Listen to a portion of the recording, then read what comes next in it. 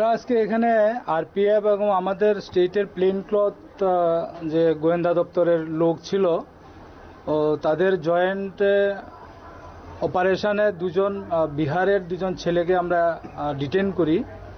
তো এখানে তাদের কাছ থেকে পজিশন থেকে একটা অ্যাপারেন্টলি মনে হচ্ছে এটা কান্ট্রি মেড পিস্তল, তবে এটা ডিটেলস ইনভেস্টিগেশনের পরে বোঝা যাবে এটা কি কান্ট্রি মেড বা ফ্যাক্টরি মেড কিনা।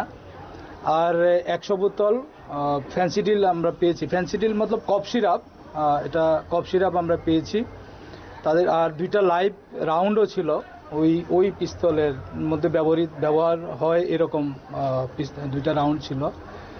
এখন ফার্দার ইনভেস্টিগেশন যবে হবে এফএসএল এ আমরা পাঠাবো।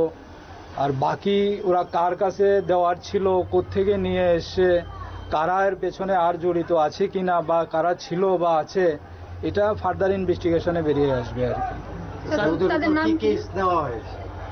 তাদেরকে এনডিপিএস কেসে এবং আর্মস অ্যাক্টে কেস নেওয়া হবে।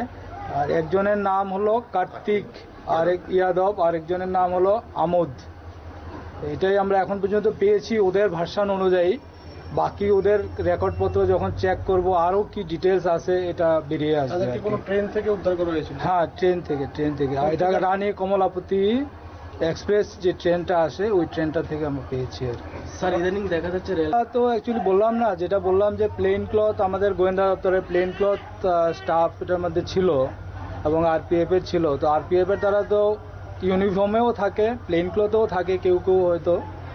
আর প্লেন ক্লথে আমাদের লোক থাকে, প্লেন ক্লথ গোয়েন্দা দপ্তরের লোক থাকে, পাশাপাশি জিআরপির লোকও থাকে যারা বিভিন্ন সময় এই ট্রেনগুলোর মধ্যে সিকিউরিটি চেকিং বা আদার চেকিং করে এবং করে আসছে। এই জন্যই তো এতগুলো সাকসেস আসছে, আদারওয়াইজ তো এর আগে তো ছিল না। তো এটাকে এখন অনেক বেশি স্ট্রেংথেন করা হয়েছে।